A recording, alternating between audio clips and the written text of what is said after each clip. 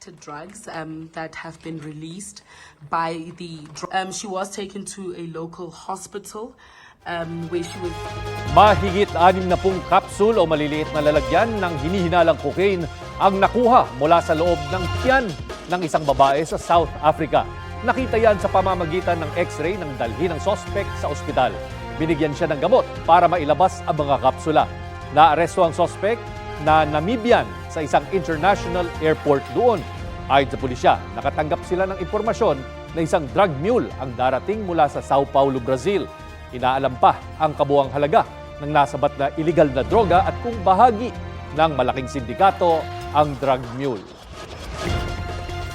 Bagong-bagong balita. Iniharap ng National Bureau of Investigation sa media ang 7 kapwa akusado ni dismissed Mayor Alice Guo para sa kasong qualified human trafficking. Sabi ni NBI Director Jaime Santiago, sumuko sa kanila ang 7 na mga incorporator umano ng mga corporation ni Guo. Bago pa man daw nila matanggap ang warrant of arrest ng korte, may surrender feelers na silang natanggap mula sa mga akusado. Hihintayin pa nila ang commitment order mula sa Pasig City Regional Trial Court para tukuyin kung saan sila ide-detain.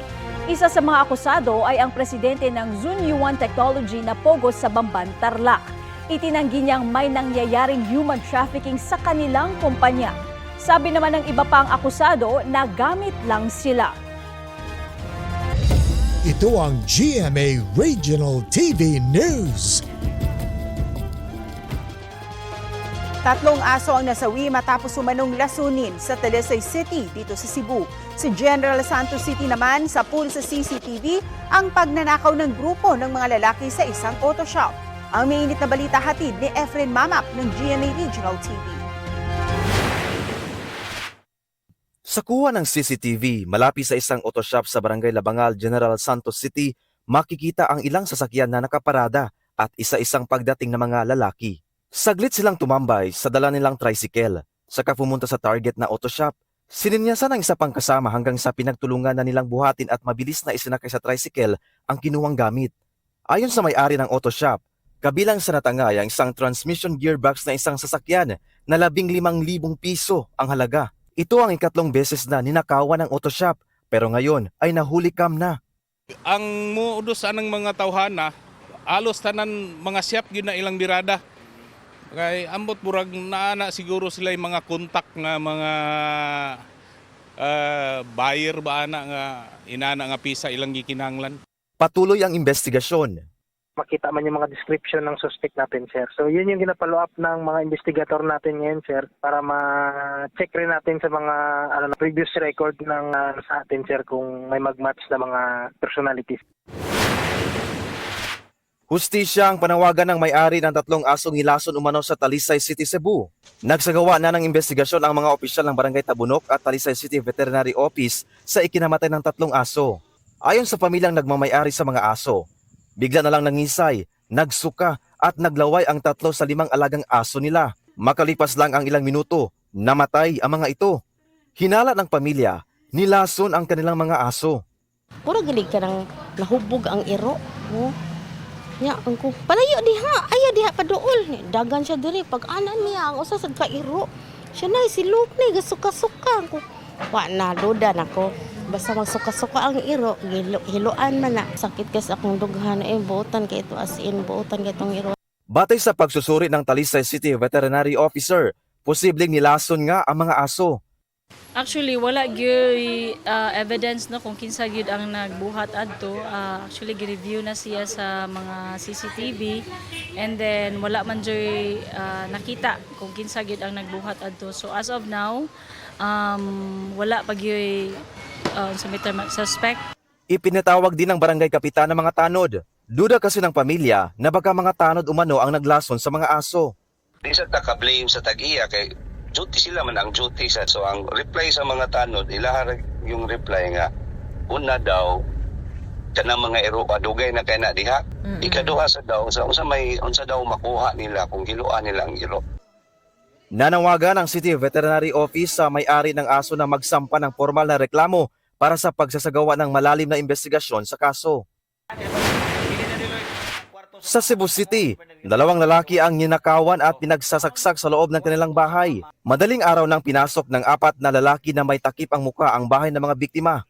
Pagpasok, agad na sinaksak ang magkapatid, edad 28 at 32 anyos. Sa takot na sila naman ang pagbalingan, hindi na umano nagawang sumaklolo ng mga kamag-anak ng mga biktima. Sa investigasyon ng Police Station 7 ng Cebu City Police, kinuha ng mga sospek ang cellphone at pera ng mga biktima. Alas 4 dito siya kanang duk-duk yun may sa kaportahan ko sugaayo. Nya pagkadugayan na jud niingon siya nga tan kun di mo ni abrihan pa boto ni ron anak. Pero wa jud mi kakita nga naon sa tabo kay di man mi makalili kay kanang makita mi nya mahadlok pasig kami puy apilon ba. Agad na isunugod sa ospital ang 2 lalaki na nasa mabuti ng kalagayan. Ayon sa pulisya, nagtamo ng saksak sa dibdib ang 28 anyos na biktima habang sa tiyan naman tinamaan ang 32 anyos niyang kapatid. Tama pa lang ibaw ano kung sa motibo kaya biktima di pa magkasulti. Dili pa matarong ang interview. Efren Mamak ng GMA Regional TV, nagbabalita para sa GMA Integrated News. Mga mare at pare, break muna sa kanilang military duties sina BTS members V at J-Hope para suportahan si South Korean singer-actress IU.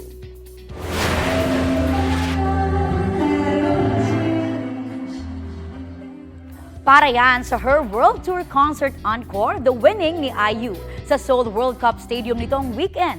Spotted ang K-pop idols na nag-e-enjoy sa 100th concert ni IU. Ipinaabot din ni V ang kanyang well wishes sa kanyang nuna na nakakulab niya sa music video ng Love Wins All. Nagkasama naman si IU at J-Hope sa web talk show ni IU na Palette.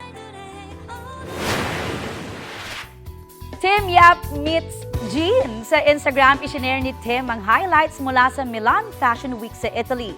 Kabilang dyan ang tupi nila ni Mr. Worldwide Handsome na brand ambassador ng event. Hindi tuloy napigilan ng fans at friends ni Tim na certified army na mapa sana all. Ginugunita ng Philippine Medical Association ang ika-67 National Medicine Week. May tema itong kalusugan ng bansa, responsibilidad ng bawat isa. Formal na sinimulan ng pagdiriwang sa isang seremonya sa bandayog ni Dr. Jose Rizal sa Luneta sa Maynila kahapon. Naroon ang mga opisyal at miyembro ng PMA chapters mula sa iba't ibang bahagi ng bansa. Bilang bahagi ng pagdiriwang, may iba't ibang libreng serbisyo at konsultasyong handog ang Philippine Medical Association sa kanilang tanggapan sa Quezon City simula ngayong araw hanggang sa Biyernes, September 27. Ito ang GMA Regional TV News. Hulikam ang pagnanakaw ng cellphone ng isang lalaki dito sa Cebu City. Sa video, kita ang pagsiselfone ng isang lalaki sa labas ng isang tindahan. Nilapitan siya ng isang lalaking naka-helmet. Tinutukan ng baril at kinuha ang kanyang cellphone. Mabilis na nakaalis ang sospek sakay ng motorsiklo. Naaresto rin ang sospek matapos may magreklamo dahil sa pagdala rin niya ng baril. Inamin ng sospek ang pang-hold up at sinabing may mga kasabwat daw siya sa krimen. Pinirmahan na ni Pangulong Bongbong Marcos ang Magna Carta of Filipino Seafarers. Isinagawa yan sa Malacanang ngayong umaga.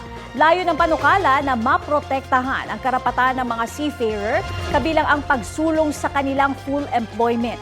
Tinitiyak niyan ang pantay na oportunidad sa maritime industry. Ayon kay Senate President Chis Escudero, makikinabang dyan ang nasa mahigit kalahating milyong Filipino seafarers. Non-negotiable. Yan ang sagot ni Transportation Secretary Jaime Bautista sa hiling ng Piston at Manibela na ibasura ang Public Transportation Modernization Program. Sa press conference sa Malacanang, kanina sinabi niyang hindi nilang hahayaang i-derail ng dalawang grupo ang programa. Hindi raw nila pwedeng talikuran ang mas maraming grupo na tumalima rito. Sabi naman ni LTFRB Chairman Teofilo Guadis III, walang naging epekto sa mga commuter ang tigil pasada.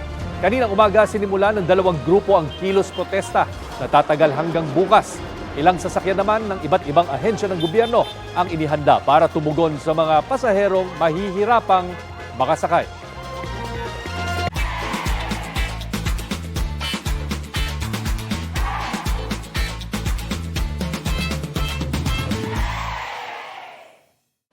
Kapuso, para sa mga maiinit na balita, mag-subscribe sa GMA Integrated News sa YouTube.